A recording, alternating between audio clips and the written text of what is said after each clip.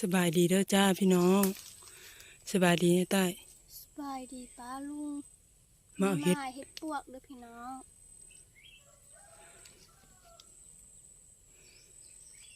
มาหาเห็ดเด้อจ้านี่พี่น้องเห็ดน้องใต้กำลังเอาเห็ดเด้อพี่น้องเอาไม้เอาให้เพื่อนเอาไม้เอาพี่น้อง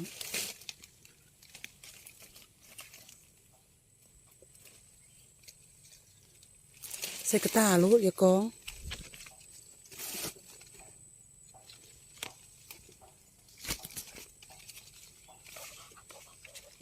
เห็นแล้วล่ะ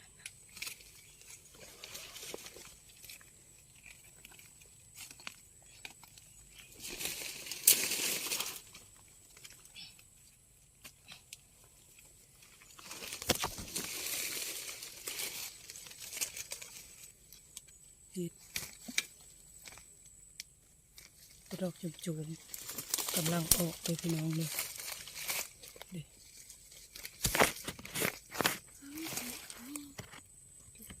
ปิดคู่มัน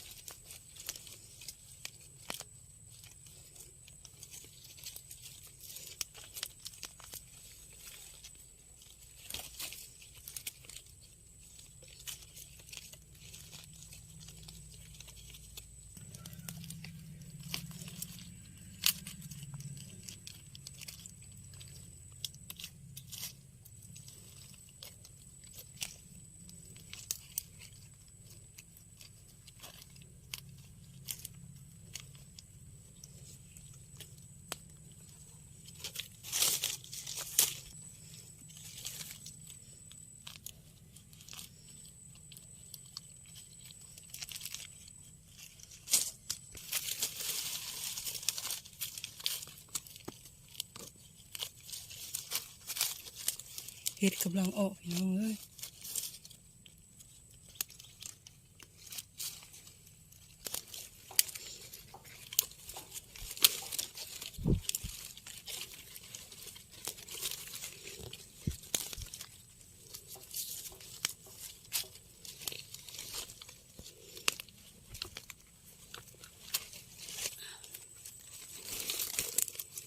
กองสั่นก็ขอโทษด้วยพี่น้องเลย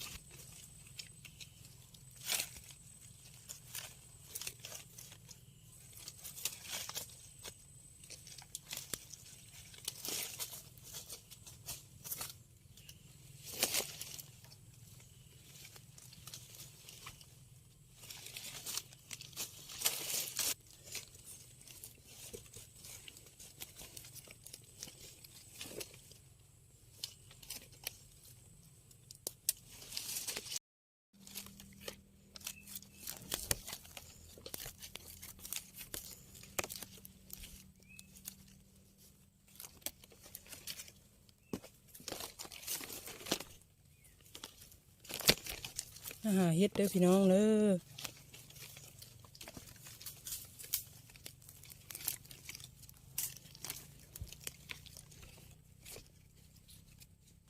เห็ดออกหมูมาใหญ่พี่น้องเลยออกหมูน้อย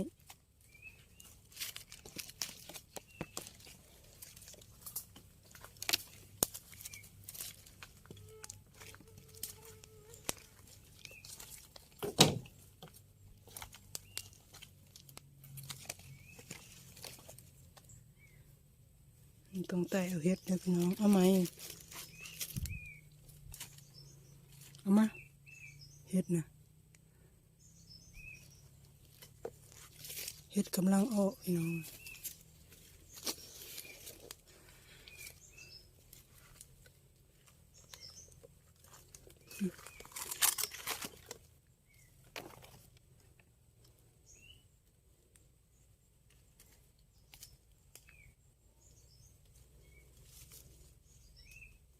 ในตีนฮะใต้เฮ็ดเหยียบเลยในตีนฮะ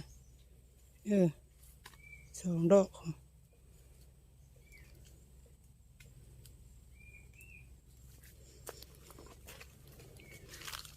เขี่ยนั่นเฮ็ด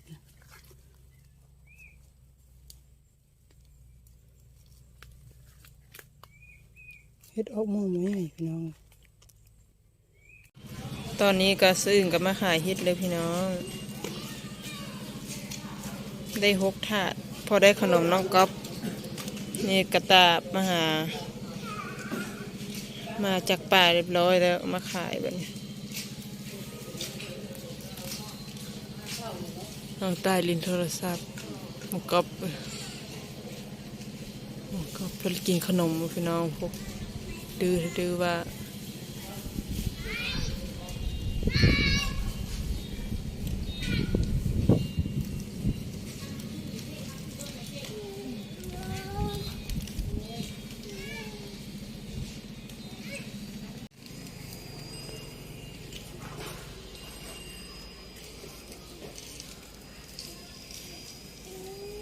ซื้อเฮ็ดพวกเด้อนี่ซื้อพวกเด้อไว้ซื้อเฮ็ดพวกเด้อวะนี่ซื้อเฮ็ดพวกให้น้องก๊อฟซื้อนมเด้อ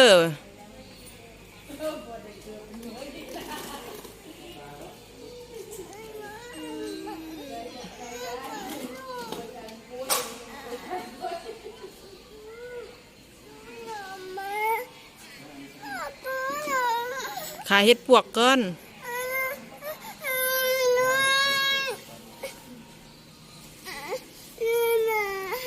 มาฮอดก็ได้ขาย2 ถาดแล้วพี่น้องเลยแต่ว่าเราก็ยังรอลูกค้าตอนนี้3 โมงครึ่งเกือบ4 โมงเดี๋ยวเพิ่นก็เลิกการละตกได้กับ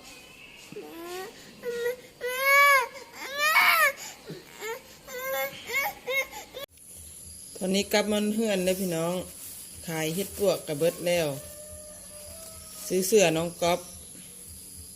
มารีวิวพี่น้องเบิ่งนี่พี่น้องกางเกงนี่เสื้อพี่น้อง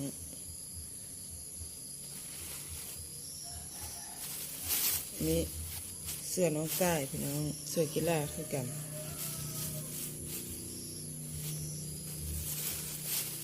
นี่กางเกงเห็นไหมสะอึ้งเปื้อนลายก็เลยมาถ่ายให้เบิ่งนะพี่น้องเนาะเสื้อน้องใต้เอาสีดำเบิดเพราะสีจัดมันเปื้อนไวกางเกงนี่กางเกงสะอึ้งในตัวนึ่งขายให้ปวกพี่น้อง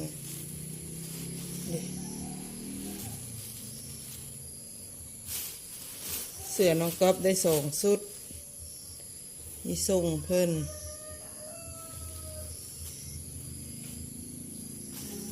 เสื้อติ๊กต็อก